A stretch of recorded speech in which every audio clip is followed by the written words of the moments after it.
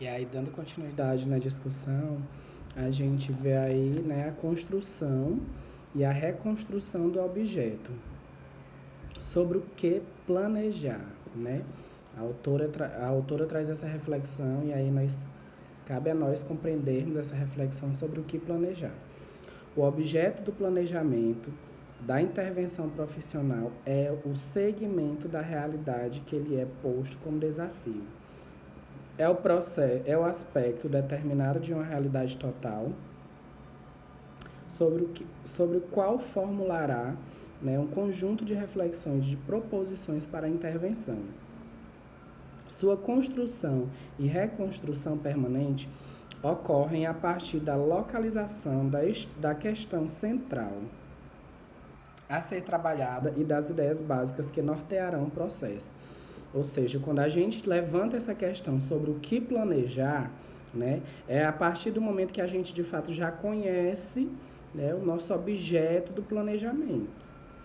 E aí eu volto àquela questão, a construção, gente, a reconstrução desse objeto sobre o que planejar, ela se dá a partir do momento que a gente conhece a realidade, né? Que a gente detecta nessa realidade aquilo que de fato é importante para causar alterações positivas dentro dela. E no processo de planejamento, a gente precisa ter bem apurado esse processo. Né? A gente precisa ter apurado muito bem essa compreensão, né, do que de fato é que nós vamos atuar, o que de fato é que nós vamos planejar. Eu trabalho na política de assistência social, né? Trabalho no segmento de proteção a crianças e adolescentes. Eu preciso compreender dentro dessa realidade, né, como é que estão hoje as crianças e os adolescentes do município que eu atuo. Como é que, de fato, a política de assistência social está direcionada para essas crianças e esses adolescentes. A partir dessa resposta, dessas perguntas, né, eu vou buscar alternativas de intervenção, que é o que de fato é o meu objeto de intervenção. Então, o planejamento ele perpassa por esse processo. E aí, para continuar, a autora diz: na medida em que a realidade social é dinâmica e também que o processo para apreendê-la se faz por sucessivas aproximações, ou seja, recai naquilo que eu falei para vocês, são as aproximações da realidade que a gente vai tendo. E essas aproximações, elas vão dar aí um know-how do que de fato a gente vai intervir. Não existe um momento no qual se possa dizer que se tenha perfeitamente delineado e delimitado o objeto de intervenção. Ele vai se construindo e reconstruindo permanentemente no decorrer de toda a ação planejada, em função de suas relações com o contexto que a produziu, sendo modificado, né, modificando permanentemente. É dentro desse processo aí que a gente vai compreendendo que o planejamento ele é um processo dinâmico. Por quê? Porque é a dinâmica da sociedade que nós devemos levar em consideração. E essa dinâmica da sociedade é o que de fato vai me dar materialidade para de fato intervir de forma mais assertiva, tá bom?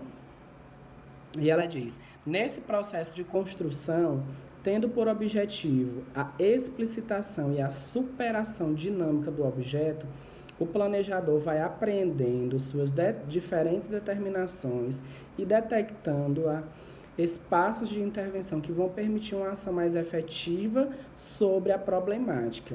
E a partir de sua problematização sobre as questões que determinam, são referências para esse movimento, a área de interesse, que é a de demanda, suas determinações e a dinâmica de sua conjuntura, o âmbito da reconstrução, seus limites e particularidades, a visão de mundo e os estereótipos das pessoas que ocupam posições no sistema das relações sociais ligadas à área de interesse. E o conhecimento acumulado e o processo sobre a questão, ou seja, quando a gente pensa esse planejamento numa perspectiva de fato interventiva, dentro do campo social, a gente tem que levar em consideração todas essas questões que a autora levanta no texto. Né? O interesse do que de fato a instituição quer atender, o interesse do que de fato a sociedade quer atender, quais os estereótipos que permeiam esse processo, né? Quais as verdades prontas, ou seja, todo esse contexto macro que envolve o processo de análise do planejamento deve ser levado em consideração. Por quê, professor? Porque a partir do momento que a gente faz essa análise macro, a gente tem aí, pontos que se interligam e que, de fato, dá uma clareza maior do que a gente quer intervir, né? E aí a autora continua dizendo que, na prática, a reconstrução do objeto da ação profissional é um processo que envolve operacionalização das demandas institucionais, das pressões dos usuários e das decisões profissionais. Uma vez que a intervenção e o planejamento da ação profissional se realizam primordialmente nas instituições, é a demanda institucional o ponto de partida, né? E o ponto de referência para essa construção e para o planejamento da intervenção. Quando ela faz isso, ela traz até outra ressalva, que isso não implica a redução da decisão e da ação aos limites institucionais, mas o reconhecimento de que essa demanda pode potencializar a cobertura e a abertura de novos espaços para o enfrentamento concreto da questão a ser trabalhada. Vocês podem estar até assim, professor, mas são muitas informações. É porque, de fato, o planejamento, gente, é uma ferramenta muito importante para a nossa profissão. E essa ferramenta de planejamento, ela precisa ser trabalhada de forma ampla, né? Por isso que eu sempre falo na questão macro, porque a própria autora, Miriam Veras Batista, ela traz essa discussão no texto dela, tá bom? E aí ela traz outra questão. Ao iniciar seu trabalho, o profissional frequentemente se vê diante de uma polaridade. O seu empregador, que é a instituição que ele vai trabalhar, o assistente social, que o solicita com uma demanda específica, originada nas políticas e estratégias institucionais, no sentido de uma ação sobre uma situação definida como problemática, e as pessoas, né, para as quais essa questão é uma parte de sua vida e que vem buscar o recurso disponibilizado para enfrentá-la, as quais, na sua maioria, não têm acesso ao recurso nem à decisão sobre as medidas para o enfrentamento da questão e sobre os critérios de exclusão e inclusão para usufruto daquele recurso, daquele serviço. Ou seja, a autora está dizendo que o profissional ele está diante dessa polaridade, né? O próprio empregador, né? E também as pessoas que são atendidas dentro, né, dessa instituição. E aí o profissional, muitas vezes, ele fica nessa dicotomia, né? Ora, eu tenho que atender os interesses dos usuários que estão lá buscando pelo serviço, porque é um direito social deles. Mas, em contrapartida, tem a correlação de força das instituições. E aí, profissionalmente, às vezes, a gente fica de mãos atadas, né? Porque, eu vou dar um exemplo bem básico para vocês, não vou dizer que é o exemplo que existe na cidade de vocês, mas que, por exemplo, existe. Determinado prefeito diz que chegou dentro da prefeitura, né, o recurso para a construção do programa Minha Casa Minha Vida, de 40 casas. E aí eu sou o assistente social que trabalho lá no CRAS e vou estar aí fazendo todo esse processo de análise socioeconômica para as pessoas terem acesso a esse benefício. Profissionalmente, às vezes a gente fica de mãos atadas, por quê? Porque o prefeito ele quer, né, dar aquelas casas para as pessoas que o apoiam politicamente. Mas a gente sabe que dentro dos pré-requisitos socioeconômicos, né, que as pessoas que têm o CAD único, que tem todo o processo lá de cadastro no CRAS, é um processo de filtro para que a gente consiga direcionar aí nesse benefício da Minha Casa Minha Vida, o benefício do direito da habitação. E aí a gente fica nessa dicotomia, entende? Então é importante demais, profissionalmente, a gente ter noção dessas questões, até para a gente poder, né, olha, senhor prefeito, a gente de fato tem que, né, possibilitar esse direito, que é um direito social, a gente tem que ter o argumento profissional.